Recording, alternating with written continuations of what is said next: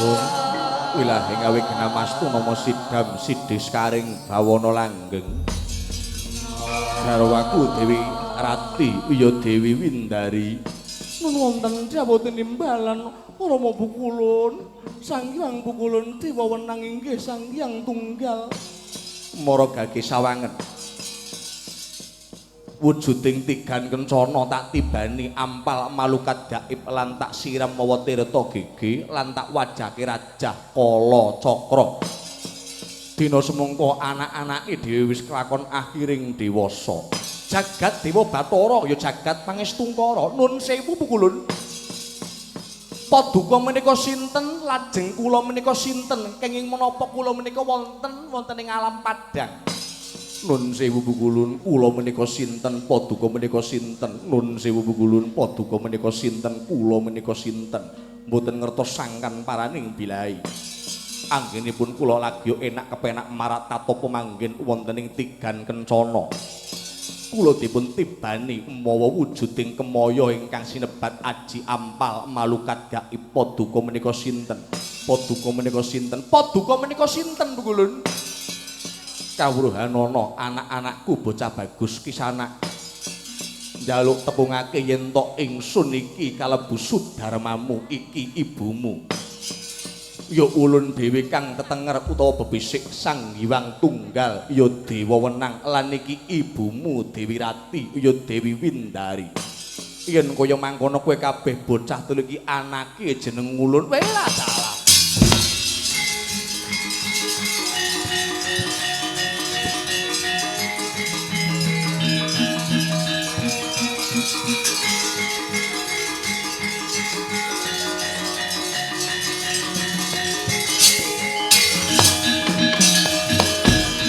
menawi kados mekaten mestinipun kula menika lair wonten ing alam padang nggadahi asma utawi nggadahi jeneng iya anak-anakku bocah telu aja mangraja kendha jroning atimu minangka kanggo tetenger tegese jeneng kuwi papan kang jumeneng kanggo awer-awering ragamu bayi kang duweni cahya warnane biru kang dumadi saka cangkange nduk emas kowe kang tak dadi pembarepe ya ki mau sining arep dhewe kanggo tengering jiwa ragamu kowe tak wenehi waris jenenge Sang Hyang Tejamaya ya Sang Hyang Antaga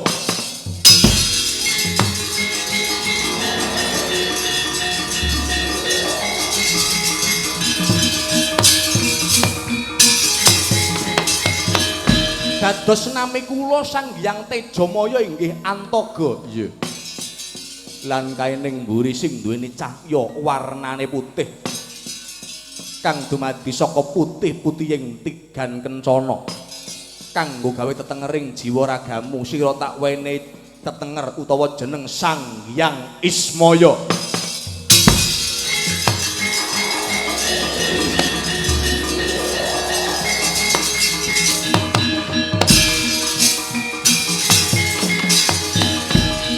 dados nami kula Sang Hyang Ismaya Rama Pukulun iya jeneng kita tak wenehi tenger Sang Hyang Ismaya lan kae sing mburi dhewe minangka dadi aragile kang dumadi saka kuning-kuninging nduk emas utawa tigan kencana tak wenehi tenger Sang Hyang Manikmaya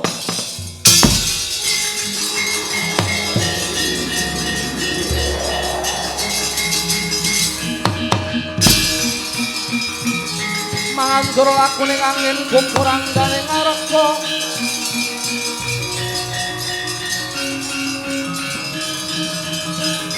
oh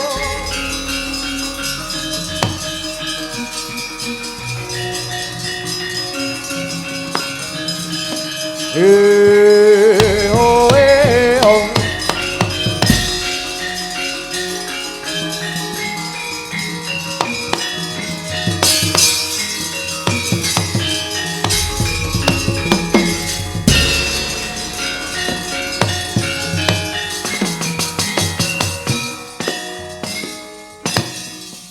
Rama Pukulun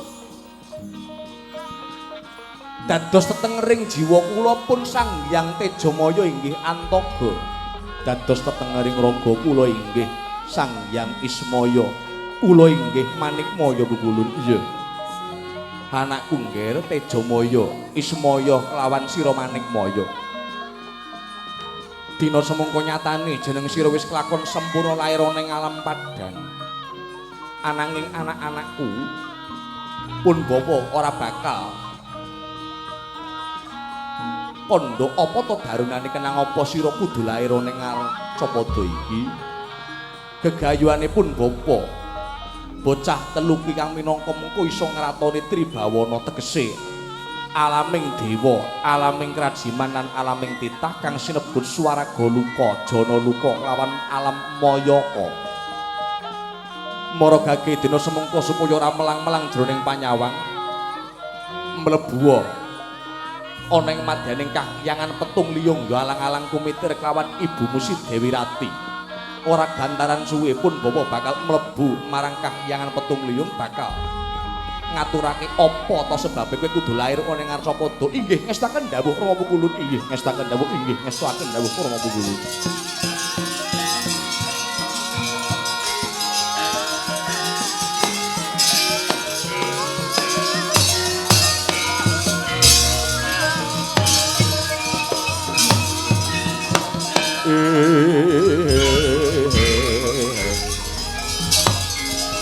Tan samara pamuring sukma sinupmaya winaya ing asepi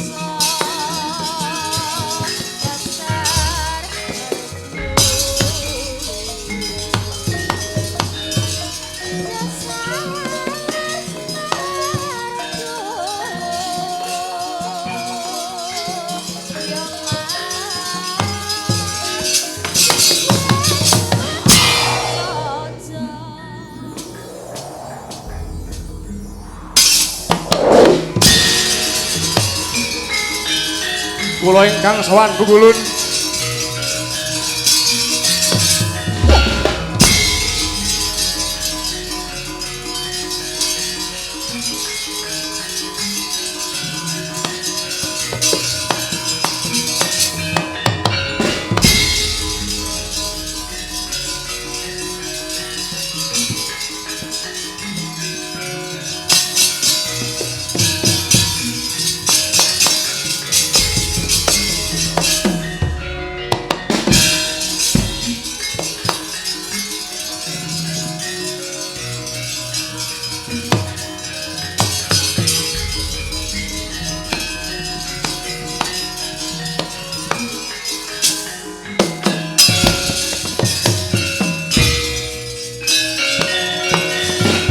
Grobala kang tumingal perang campur samya medali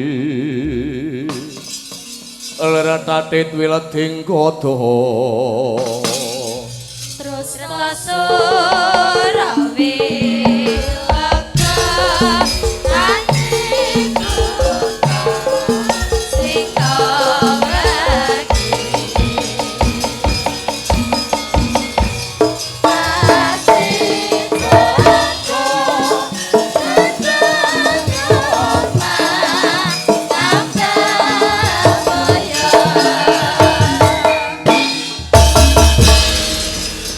amit-amit kalimat pasang tabetine bingno saking siku dendaning Bathara Bugulun. Nadyan kula tanpa tinimbalan kula pun jim iyuyut inggih kula pun cantrik dewa pujangga ingkang marak sowan dhumateng Paduka Bugulun Sang Hyang Dewa Wenang inggih Sang Hyang Dewa Tunggal. Ora kanthi sun timbale jim iyuyut wani methuke kelawan jeneng ulun ana apa ngaturaken kaweningan kawan kedrawasan Bugulun. darani kaweningan kelawan kedrawasan eneng apa salebetipun kula menika njagi tata raharjaning kahyangan Gunung Tarunggu ingkang dinten samangke gantos gelar kahyangan Petung Liyung inggih alang-alang kumitir wonten ing tapel wates menika wonten umbul-umbul gendera penantang lho umbul-umbul gendera penantang saka ngendi miturut kabar ingkang kula tampi mijil saking negara Perngon inggih negara Pirngon ingkang dipun pandhegani dening Raja Jin Balya piyambakipun bengok-bengok nyun tanding kaliyan Paduka Bungkulu.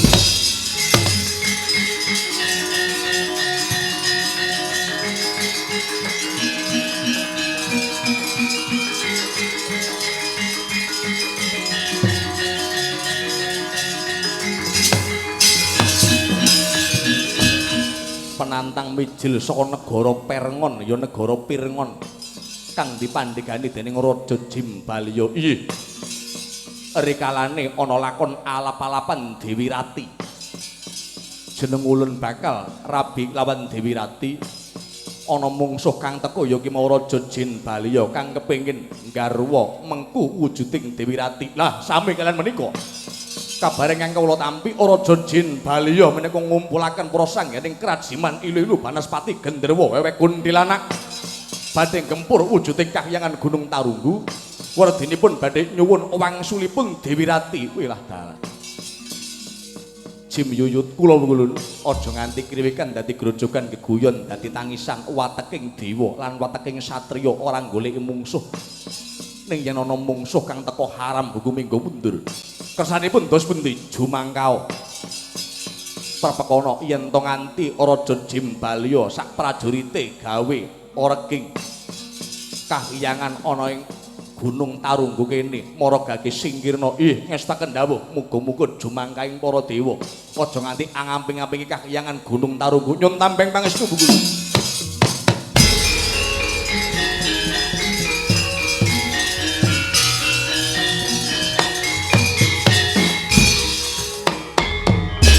Kumreka jumangka jiwa sinatria kang laku utama ring jejeki ati ketitik ala ketara sengkala sumikina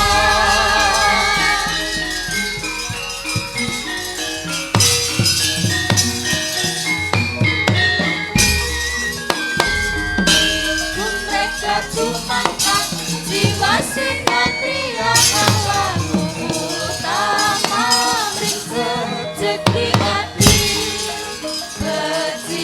ketitik ala ketara sengkala sumikira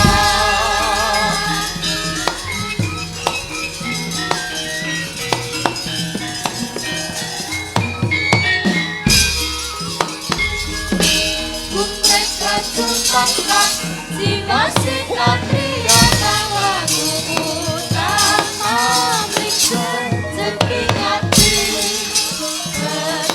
ketitik ala ketara sengkala sumikira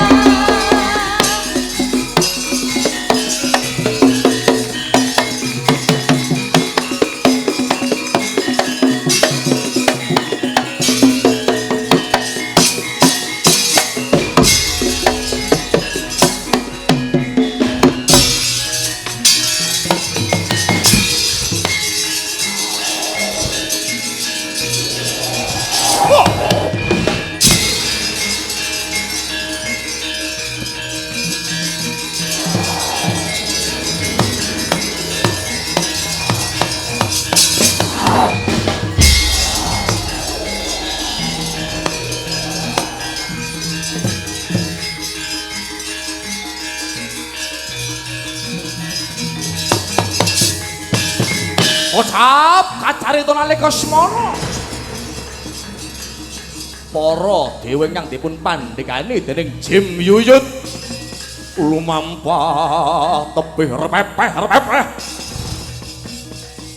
telenging nala arsa mapak lawan para prajurit Raja Jin Balya sinegok ingkang murweng kandha gentos ingkang Cinakra bawa manggen wonten ing tepi swiringing kahyangan Gunung Tarunggu ya negara Pirngon wonten salah sawijining Ratu Jem utawi Ratu Gandharwa saking negara Pirngon sinten to warnanira nenggih Raja Jin Balya ingkang ngawe prasangganing krajiman ilu-ilu Banaspati Gandharwa wewe Kuntilanak magelah sapinggiring kahyangan Gunung Tarunggu.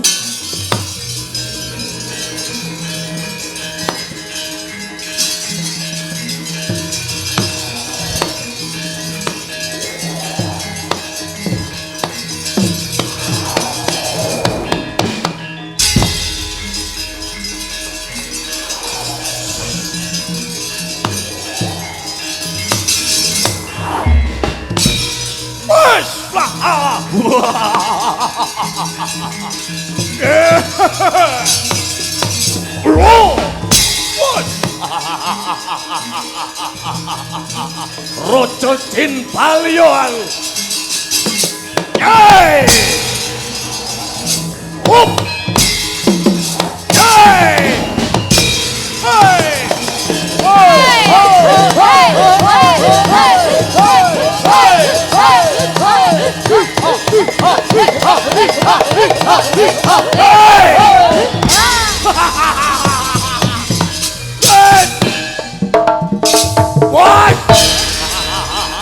halo Papu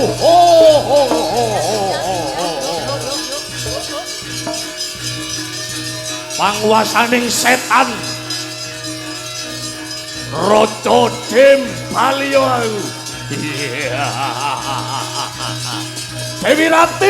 Dewi Rati kapan anggonku iso mondong sliramu wong temok wong teplong ayumu ketipu sedeng bayuh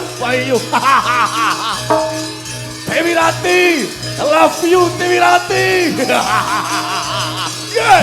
para prajurit krajiman utamane patih saka negara Pirngon Patih Jim Nujung lan Temenggung Jim Dawuk kene berbagi kene di Dewi Rati nggo aku Dewi Rati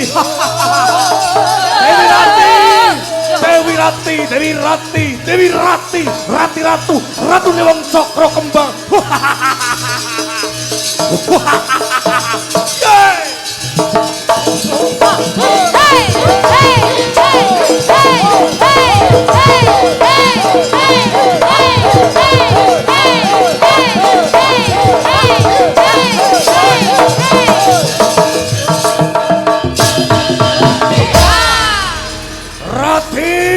Dewi Rati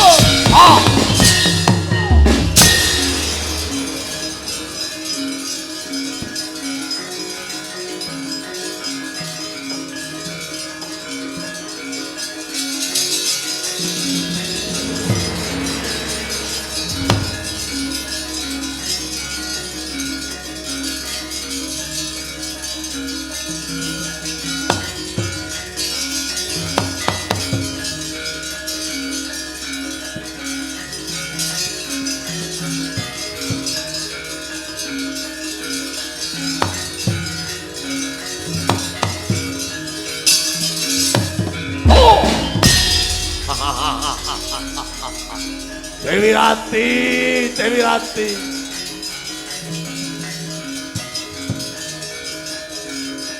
Ayo, prajurit kerajiman, kumpul, kumpul, kumpul.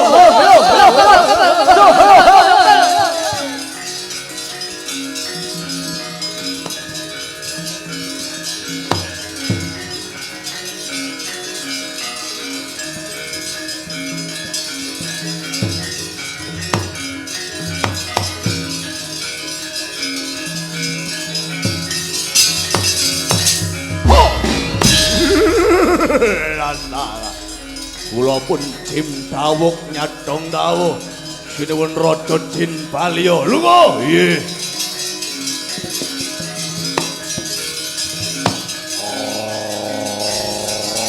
Hai hai hai.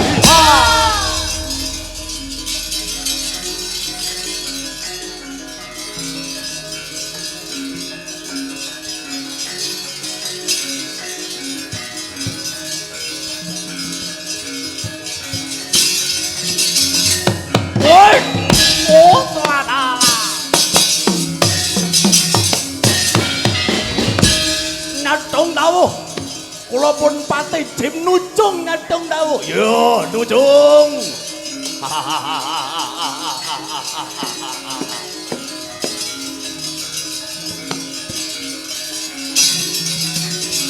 Oi.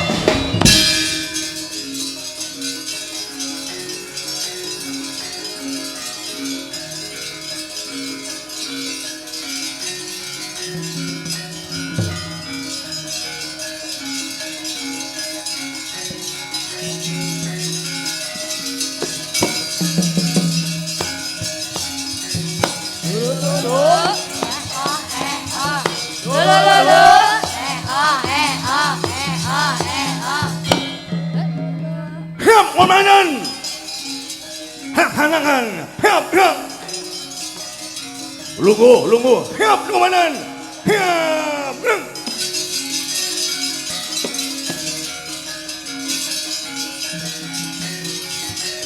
Weng. Aduh, komandan yang nguyuh ini komandan.